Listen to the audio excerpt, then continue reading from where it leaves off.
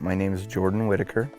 We're in Leadore, Idaho. I'm very grateful to live where I want to live and do a job that I love. The three businesses that we run is Two Dot Ranch, the cattle operation and farming, and then we have a business called 8 Mile Hydro, which generates electricity off of hydraulic power from water falling, and Two Dot Irrigation, which sells and installs and services pivot irrigation systems.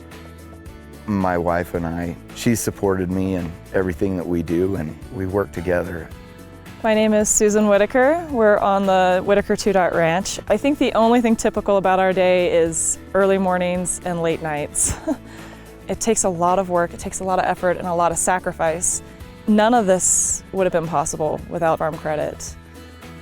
In fact, we tried many other lenders, and all we heard over and over again was, "No, I'm sorry, you're too young." They didn't see the value in what we had. And Farm Credit not only trusted us, they helped educate us so that we could make this possible. They were there every single step of the way. Farm Credit looks at your bottom line and helps you improve that.